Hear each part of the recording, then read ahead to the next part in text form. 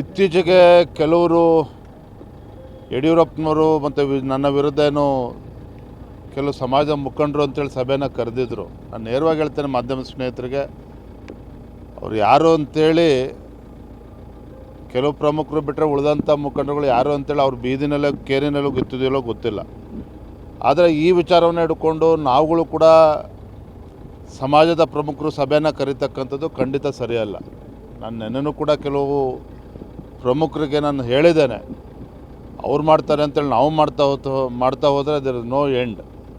ಇದು ಖಂಡಿತ ನಾನು ರಾಜ್ಯದ ಅಧ್ಯಕ್ಷನಾಗಿ ಇದು ಒಪ್ಕೊಳ್ತಕ್ಕಂಥ ಪ್ರಶ್ನೆನೂ ಇಲ್ಲ.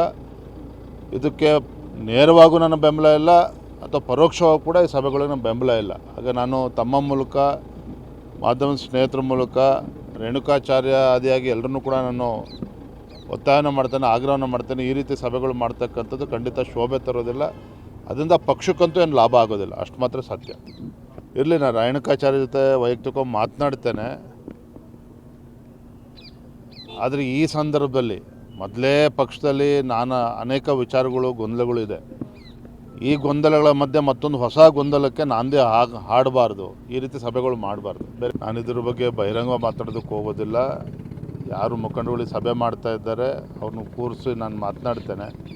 ಖಂಡಿತ ಸರಿಯಿಲ್ಲ. ವಾತಾವರಣ ಎಲ್ಲವೂ ಕೂಡ ತಿಳಿ ಆಗ್ತಾ ಇರ್ತಕ್ಕಂಥ ಸಂದರ್ಭದಲ್ಲಿ ನಾವು ಕೂಡ ಸಭೆಗಳು ಮಾಡ್ತೇವೆ ಅಂತೆ, ಅವರು ಸಭೆಗಳು ಮಾಡ್ತಾರೆ ಅಂತೇಳಿ ನಾವು ಪ್ರತ್ಯುತ್ತರ ಕೊಡಬೇಕು ಅಂದ್ರೆ ನಾವು ಸಭೆ ಮಾಡ್ತೀವಿ ಅಂತ ಹೇಳಿದ್ರೆ ಖಂಡಿತ ಇದು ಯಾರಿಗೂ ಕೂಡ ಶೋಭೆ ತರೋದಿಲ್ಲ.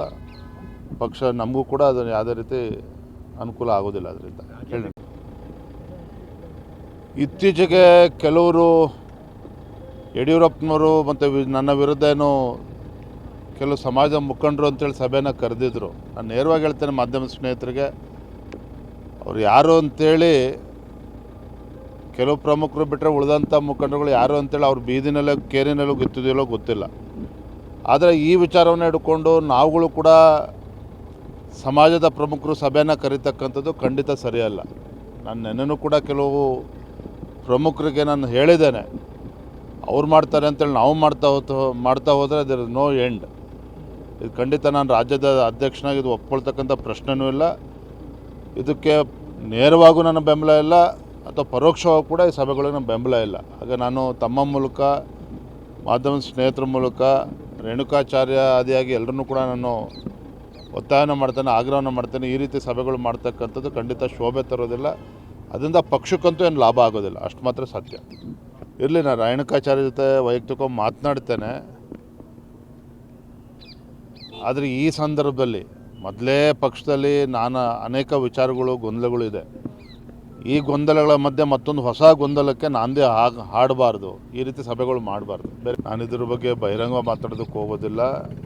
ಯಾರು ಮುಖಂಡರುಗಳು ಸಭೆ ಮಾಡ್ತಾ ಇದ್ದಾರೆ ಅವ್ರನ್ನ ಕೂರಿಸಿ ನಾನು ಮಾತನಾಡ್ತೇನೆ.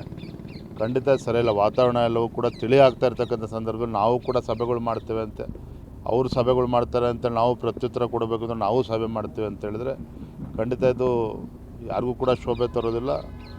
ಪಕ್ಷ ನಮಗೂ ಕೂಡ ಅದು ಯಾವುದೇ ರೀತಿ ಅನುಕೂಲ ಆಗೋದಿಲ್ಲ. ಅದರಿಂದ ಹೇಳಿ,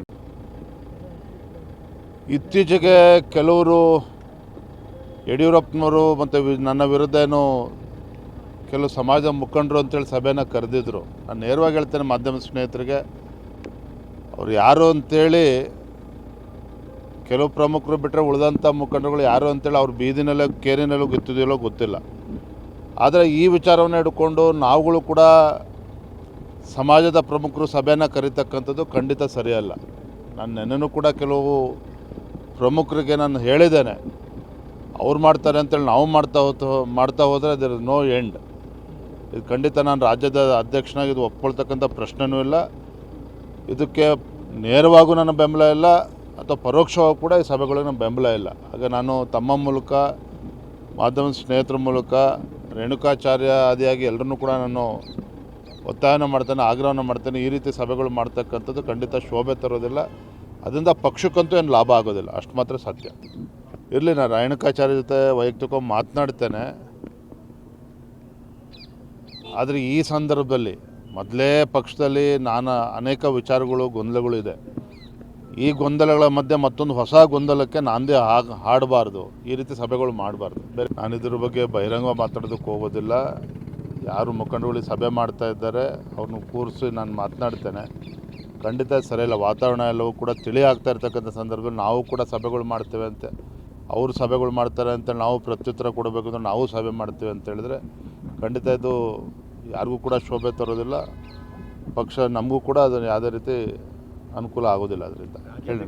ಹೆಚ್ಚಿನ ವಿಡಿಯೋಗಳಿಗೆ ಪ್ರತಿಧ್ವನಿ ಯೂಟ್ಯೂಬ್ ಚಾನೆಲ್ ಸಬ್ಸ್ಕ್ರೈಬ್ ಮಾಡಿ, ಬೆಲ್ ಐಕಾನ್ ಕ್ಲಿಕ್ ಮಾಡಿ.